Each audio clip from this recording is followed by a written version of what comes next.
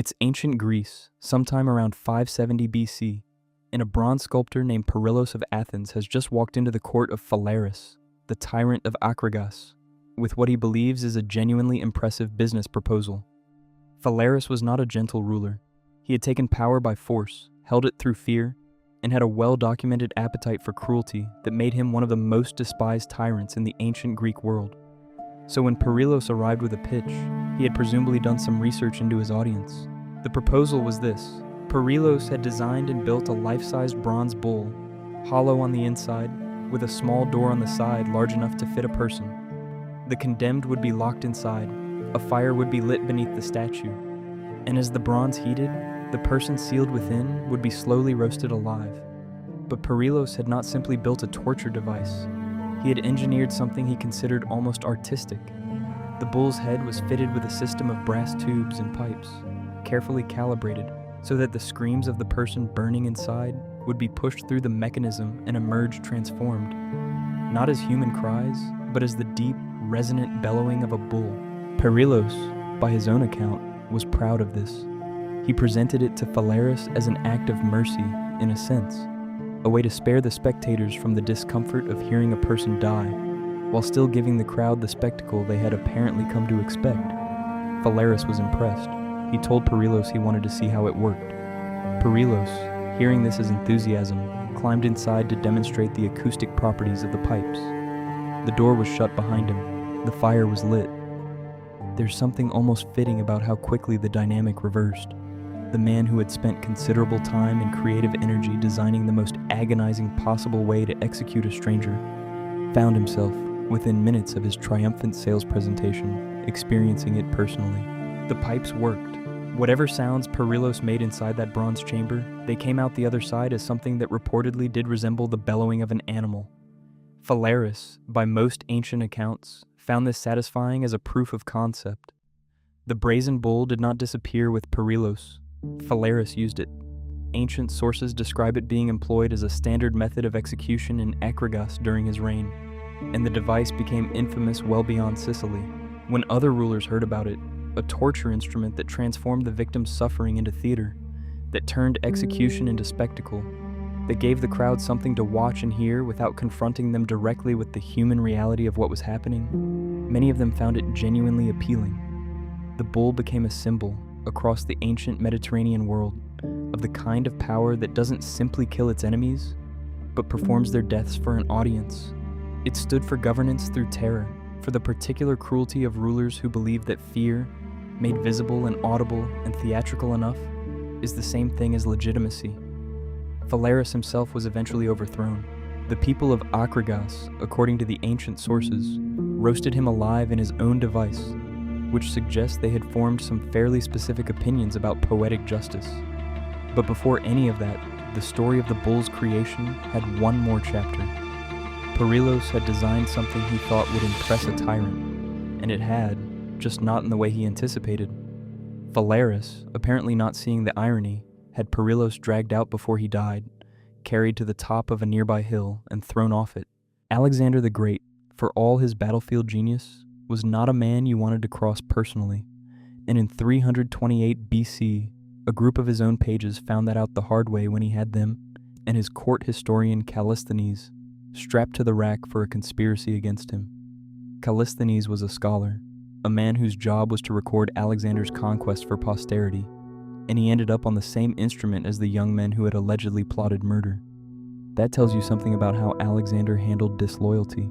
The rack itself is a deceptively simple machine, a rectangular wooden frame slightly elevated off the ground, with a fixed bar at one end where the ankles were fastened and a roller at the other where the wrists were bound with rope or chain. The torturer turned the roller's handle. That was the entirety of the mechanism. What the turning did to the human body inside it was considerably less simple. As the ropes tightened and the limbs were pulled in opposite directions, the joints began to separate. Cartilage tore away from bone. Ligaments stretched past the point of no return and snapped. The sound, according to historical accounts that I find genuinely difficult to sit with, was audible in the room. A cracking, popping series of reports as each joint gave way in sequence. Shoulders went first, typically, then hips, then elbows and knees, as the operator kept turning. What made the rack particularly effective as an interrogation tool was that it was controllable. A torturer who wanted a confession needed his subject conscious and capable of speaking, which meant the goal was not to kill, but to bring a person right up to the edge of what they could physically endure and hold them there. A few dislocated joints accomplished that. The operator could stop, ask his questions, and if the answers weren't satisfying, turn the handle again. It was methodical in a way that I think makes it more disturbing than devices that simply killed quickly, because the suffering was rationed deliberately and with purpose. If the operator went too far, or simply didn't care about moderation, the outcome was permanent. Limbs pulled beyond a certain point became useless. Muscles and connective tissue, once torn completely through, don't recover. People were released from the rack who would never walk or use their hands again, which in the ancient and medieval world was in many cases a slower version of a death sentence anyway. For Alexander's Pages and Callisthenes, the rack was both punishment and interrogation, the conspiracy needing to be unwound and its participants made to give up names. Callisthenes, by most accounts, did not survive it. The device spread across the ancient world and into medieval Europe with very little modification. Because it didn't need modification, it worked. The basic design held for over 1,000 years. But the medieval period, never content to leave a working instrument of suffering alone, eventually improved upon it. Later medieval versions added iron spikes along the wooden frame so that as the limbs were pulled apart, the spine was simultaneously being driven into metal. Because apparently just tearing someone apart wasn't considered thorough enough. If you wanted to send a message to an entire city in medieval Europe, you didn't just execute someone, you broke them on the wheel. The breaking wheel, sometimes called the Catherine wheel, was one of the most widely documented execution methods in the ancient and medieval world, and it was used across Austria, France, Germany, Russia, Rome, and well beyond. The basic design was straightforward enough. A large wooden wheel, usually mounted so the victim could be seen from a distance, with spokes wide enough to expose every major joint in the body. The condemned was tied down spread eagle across the frame, and then the executioner went to work with an iron bar. He started at the legs, not the head, not the chest, the legs, because the point was never to kill someone quickly. The point was to destroy them slowly, methodically, and in full view of as many witnesses as possible. The executioner moved upward through the body in sequence, shattering bone after bone. Shins first, then knees, then thighs, then the arms, then whatever remained that could still be broken. A skilled executioner could carry this out over a considerable stretch of time, keeping the victim conscious through most of it, because a dead man on a wheel sent a much weaker message than a living one. Every city official, every merchant, every farmer who came to watch understood exactly what they were looking at and exactly what behavior had earned it. That was the design. The suffering was the message. When the breaking was finished, the body wasn't removed. The executioner would reposition the condemned so that the heels were bent backward up toward the nape of the neck, folding what remained of the person into the wheel itself, and then leave them there on public display to bleed out over hours or sometimes days. Some accounts describe victims surviving the breaking itself only to die slowly from blood loss and exposure while still mounted on the wheel, which I think tells you everything you need to know about how seriously these societies took the concept of deterrence. There were variations on the method depending on the region and the period. An earlier version, one of the oldest on record, involved simply tying someone to a wheel and rolling it down a steep rocky hillside, letting the terrain do the work. It was cruder, less controlled, and probably over faster than the executioners intended, which may be exactly why it fell out of favor in places that wanted more prolonged results. A more elaborate version used a wheel mounted to an A-frame that allowed it to swing freely, giving the executioner more control over the angle and force of each blow. This version appeared to have been particularly popular in parts of Germany and France, where public executions drew large crowds, and the authorities had every incentive to make the spectacle last. The Romans had their own version where a naked victim was spread across metal rings, thick wooden blocks placed under the joints, and then a heavy iron-edged wheel was rolled directly over them, after which the crowd was apparently invited to gouge out whatever was left. The Assyrians weren't subtle about what happened to their enemies. They carved it into stone, literally, and those carvings show in uncomfortable detail exactly what flaying looked like. Around 883 BC, During the reign of Ashur-Nasirpal II, Assyrian relief sculptures began depicting prisoners being skinned alive as a standard consequence of resistance against the empire. These weren't hidden records or private accounts. They were public monuments displayed prominently because the Assyrians understood something that every empire eventually figures out. The threat of what you'll do is almost as powerful as doing it. Flaying is the removal of skin from a living person, and the Assyrians didn't just practice it, they advertised it. The mechanics of it are exactly as horrifying as you'd expect. Executioners use specialized narrow-bladed knives designed to separate skin cleanly from the underlying muscle and tissue without puncturing organs or severing major blood vessels too quickly. Keeping the victim alive was the point. Death from blood loss or shock would end things far too soon, and a skilled executioner could extend the process considerably longer than most people would imagine possible. The skin itself was sometimes stretched and displayed afterward, nailed to city walls or draped over the gates of conquered towns, which was the Assyrian equivalent of a very direct diplomatic message to anyone considering making the same mistake. What made flaying so durable as a punishment across centuries and civilizations is that it served multiple purposes simultaneously. It worked as judicial execution for the most serious crimes. It worked as religious punishment. The Romans later used it against early Christian martyrs, most famously Saint Bartholomew, who according to tradition was flayed alive for his beliefs, and his death became one of the defining images of Christian martyrdom for generations of artists and theologians. It also worked as a demonstration of state power in a way that simple execution never quite achieved, because flaying required time, skill, and deliberate intention. It wasn't a moment of violence, it was a sustained decision. The survivors, when there were any, faced something arguably worse than the procedure itself. Those who didn't die from blood loss or shock were left permanently and catastrophically disfigured, their bodies a constant public record of what had been done to them and why. There was no recovering from flaying in any meaningful sense. I find it striking, in the darkest possible way, that medieval authorities who adopted the practice centuries later clearly viewed that aspect not as an unfortunate side effect but as an additional feature, a living reminder, walking through the streets, of what the courts were willing to do. The Romans picked it up eventually, and by the medieval period it had become one of those punishments with enough history behind it that authorities could point to thousands of years of precedent as justification.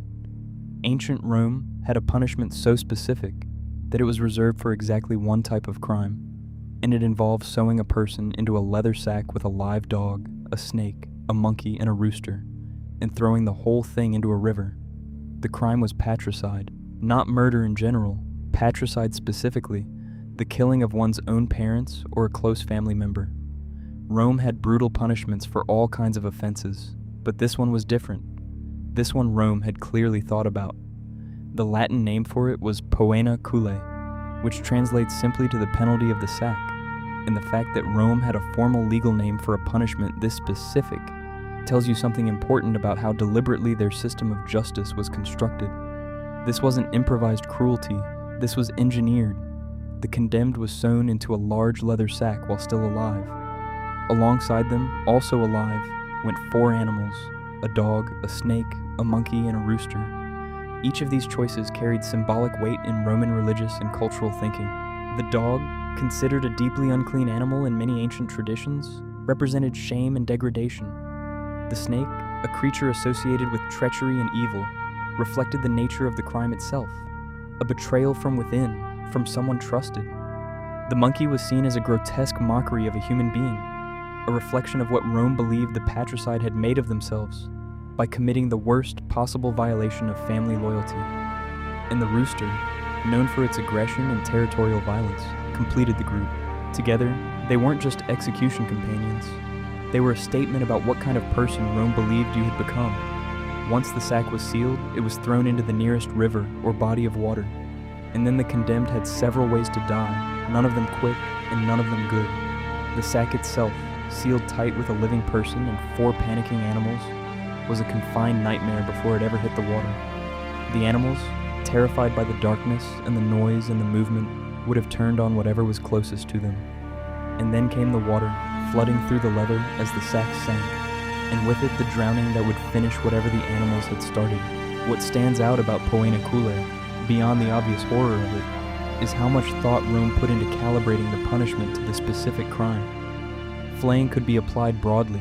The rack was a general instrument, but the sack existed for one offense and one offense alone, which suggests that Rome's lawmakers sat down at some point and decided that patricide required its own unique category of death. The specificity of it was itself a message. To kill your own family was to place yourself outside the ordinary boundaries of human behavior, and so Rome placed you outside the ordinary boundaries of execution. Whether the animals got to them first or the water did, the point was clear. Killing your own family was the kind of crime that warranted a death.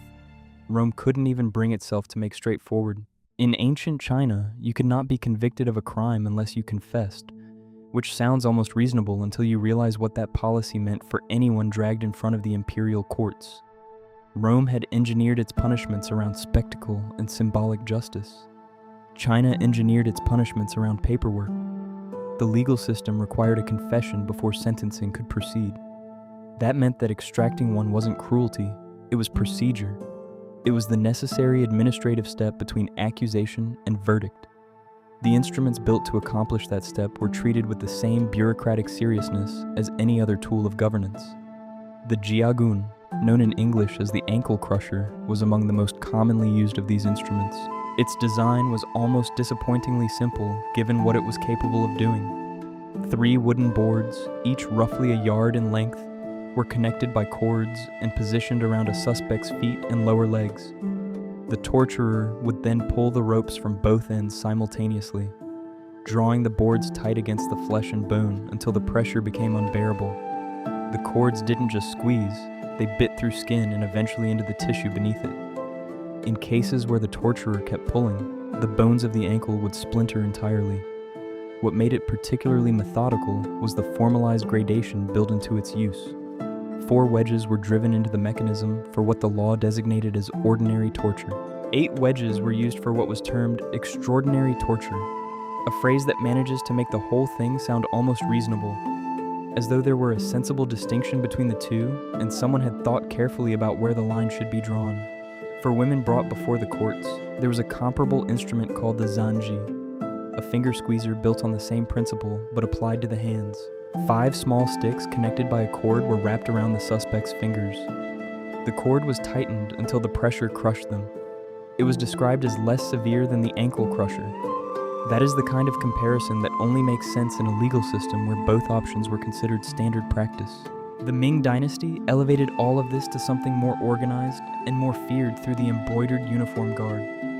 The secret imperial police, whose reputation for confession extraction preceded them into every room they entered. They operated outside the normal judicial framework, answering directly to the emperor. They were widely known for applying instruments like the jiagun with a thoroughness that ordinary courts rarely matched. Suspects brought before the embroidered uniform guard understood that leaving without a confession wasn't really one of the available outcomes. What's striking about the Chinese approach, compared to what Rome or medieval Europe was doing, is how little theater was involved. These weren't devices built for public spectacle. They were tools built for a specific legal function, cataloged and categorized and applied according to written guidelines. That in some ways makes them more unsettling than anything designed to be watched. In 1999, archaeologists in Shanxi province unearthed a female skeleton with the right foot missing. Medical analysis confirmed it had been surgically removed as a legal punishment. Concrete proof that these methods weren't just written in law books. They were being used on real people. The condemned was tied to a wooden frame and brought to a public space. From there, a skilled executioner went to work removing flesh from the body in deliberate, methodical increments. The law did not specify exactly how this was to be done. That meant the process varied depending on the executioner, the crime, likely the mood of whoever was presiding. What didn't vary was the intent, to keep the person alive and conscious for as long as the process allowed, while systematically dismantling them in front of as many witnesses as possible.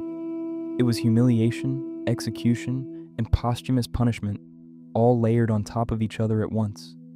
The Confucian framework that governed Chinese society made this dimension especially potent. According to these beliefs, the body was sacred, inherited from ancestors, and essential to spiritual continuity. Desecration was viewed as violating both filial duty and the cosmic order. This made Lingchi fundamentally distinct from all other executions. This was because Lingchi wasn't finished when the person died. A body destroyed in this way would not be whole in the spiritual afterlife, an under-Confucian belief that mattered enormously. The principle of filial piety held that one's body was not to be altered or harmed. This was because it had been given by one's parents. To mutilate it was an act of profound disrespect that carried consequences beyond death.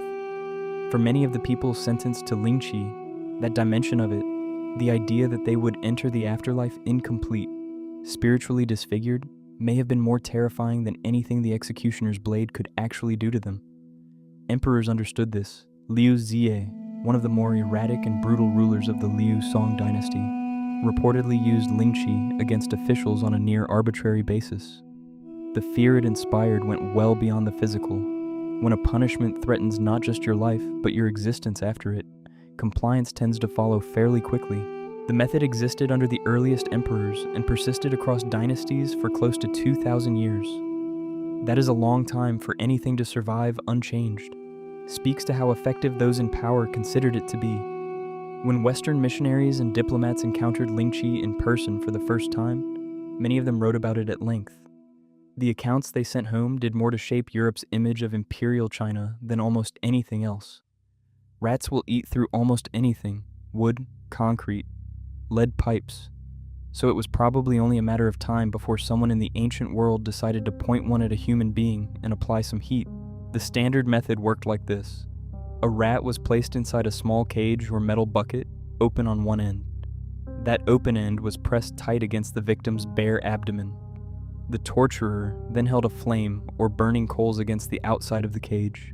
The rat, suddenly trapped in a space that was rapidly becoming unbearable, had exactly one direction available to it: forward. And so it went forward, clawing and biting its way through flesh and into the body cavity of whoever had been strapped down beneath it. What made this particularly heinous, beyond the obvious, was that the torturer lost control of the situation the moment the rat started moving. A blade, a rack, a set of ankle boards, those could be stopped. A panicked animal burrowing through a human being could not be called back, could not be paused, did not respond to negotiations. Once it began, it ended on its own terms. There were cruder variants that didn't even require the cage. Some accounts describe rats simply being placed on top of a restrained victim and left, relying on the animal's natural instincts and the victim's inability to move to produce the same result over a longer period of time. The cage method was faster and more directed. The open variant was slower, and in some ways that was precisely the point. Prolonged torment had always been more useful than quick death, when what you needed was information. An animal working at its own pace was not something a person could outlast through willpower alone. I think what made rat torture so effective, even beyond its physical brutality, was the specific kind of dread it produced. Most torture methods, however terrible, were at least predictable in their progression. A man strapped to a rack knew what was being done to him and could brace himself mentally against it. But the moment you told someone that a living animal was going to be sealed against their body and encouraged to move inward, something else entirely took over. Something more primal than fear of pain, something closer to pure horror at the loss of bodily integrity itself. Ancient and medieval torturers understood this instinctively. The most skilled among them knew that the threat alone was often sufficient to produce the confession or information they were after. Half the effect. Ivanus was just describing it to the person sitting across from you. The actual rats were almost a formality at that point. Rome had a punishment described by two separate ancient writers, Apuleius and Lucian, where a donkey was killed, its belly opened and emptied, and a condemned person was stripped and stuffed inside the carcass with their head left sticking out, after which the whole thing was sewn shut. The fact that two different writers documented this independently suggests it wasn't a rumor or an exaggeration. It was real, and it was practiced with enough regularity that educated Romans knew exactly what it was. The condemned would be left in the sun, sealed inside an animal carcass that was already beginning to decompose around them, their head the only part of them still in contact with the open air. Death didn't come quickly. The combination of heat, confinement, the gases building inside the carcass as it rotted, and simple exposure made certain of that. Rome wasn't trying to kill someone efficiently here. Rome was making a point. And that instinct to draw death out, to make it public, to make it a statement, runs through almost everything Rome did when it came to punishment. No method captures that more completely than crucifixion. What most people don't realize is that Rome didn't invent it. The Assyrians and Babylonians were using crucifixion long before Rome existed, and the Persians refined it into a systematic tool of imperial control. The Phoenicians brought it westward across the Mediterranean, and it was through them that the practice eventually reached Rome in the 3rd century BC. By the time Rome adopted it, crucifixion already had centuries of history behind it as one of the ancient world's most reliable instruments of terror. Rome, being Rome, took that instrument and scaled it. But there were rules about who could be crucified, and those rules mattered enormously to the people living under them. Crucifixion was not for Roman citizens of standing. It was reserved for slaves, for rebels, for criminals of low social status, the humiliores in Roman legal language, and for those who had committed crimes serious enough that their death needed to be witnessed by as many people as possible. Treason qualified, insurrection qualified. Being a slave who had raised a hand against the order Rome had built qualified absolutely. The mechanics of crucifixion death are worth understanding because the cruelty wasn't just in the nailing. A person fixed to a cross died from a slow convergence of failures. To breathe, they had to push upward against their own weight, using whatever grip their bound or nailed feet allowed. And as exhaustion set in over hours or days, that became harder and harder to do. Asphyxiation was coming for them regardless. Dehydration accelerated everything. Shock from the initial trauma, from blood loss, from exposure to the elements. Compounded on top of that, a person could hang on a cross for 2 days before their body finally gave out, and some lasted longer. Roman soldiers were sometimes posted at the site specifically to prevent family members from ending things mercifully ahead of schedule. It was not an occasional punishment. It was not reserved for exceptional cases. Crucifixion was a standing instrument of Roman state power, applied thousands of times across the empire's history in a deliberate, bureaucratic, methodical way. After Spartacus's slave rebellion was crushed in 71 BC, the Romans crucified approximately 6,000 of his followers along the Appian Way from Capua to Rome, one body every 100 feet for 130 miles, just to make sure nobody had any lingering questions about how Rome felt about the subject.